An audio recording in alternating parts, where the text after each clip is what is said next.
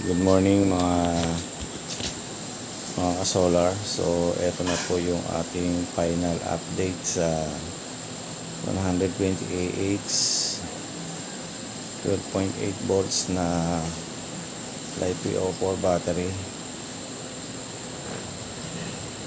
So ito yung na umabot talaga siya ng umaga. So ibig sabihin pasado sa ating testing. Ang natirang niya ay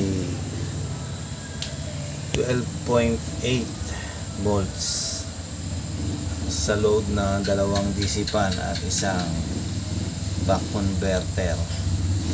Mas okay sana kung dala yung Starlink saka yung Bendo para actual nating na testing. But anyway, I think pasado na talaga to sa sa ating testing. So okay na siya. Good na good. So yan,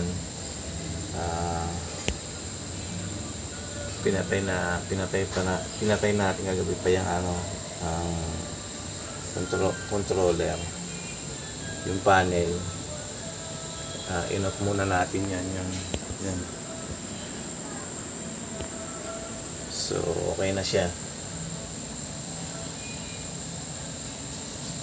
Kung mayroon pa sana tayo may dadagdag na load na 12 volts ay mas okay sana, kaso wala na talagang dalawang DC fan lang. At ito nga yung isang back converter at yung ating apat na cellphone charger. So yun, ito yung kanyang, so sa testing is siya, pasado ang ating testing. So okay si 32650 na 128.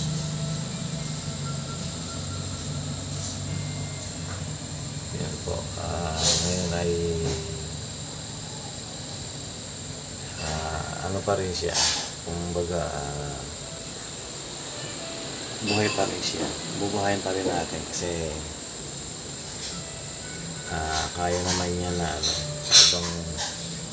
habang maandar yun yung dalawang DC pa natin ay makakapag-charge pa yan. So bubuhayin na po natin yung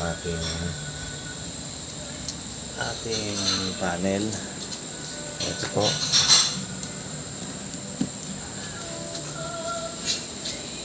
So yan, nabuhay na. 127 watts. Ang time natin ngayon ay 7 AM. So back to siya, 13 volts. So yun, okay na po yung ating unit. Good na good. Ito yung ating bumaba siya, naging 13.1 yan yung ating solar generator. 13 siya. So ngayon ay araw po ng Sabado.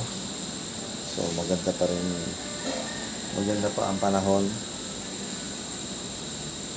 at patuloy tayong manalangin na humina ang bagyo, na tayo kahabagan ng Diyos. Sama-sama po tayo manalangin, mga kababayan ko.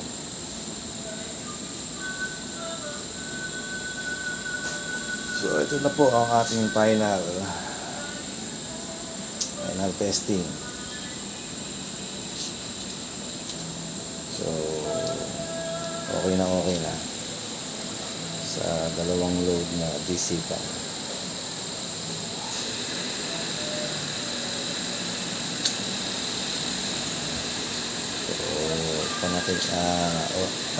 Papanatiliin lang natin maandar yan kasi sayang naman yung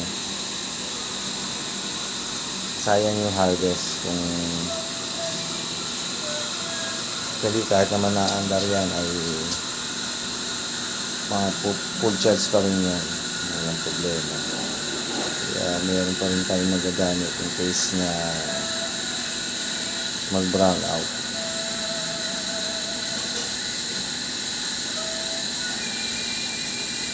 So okay po, hanggang dito na lang.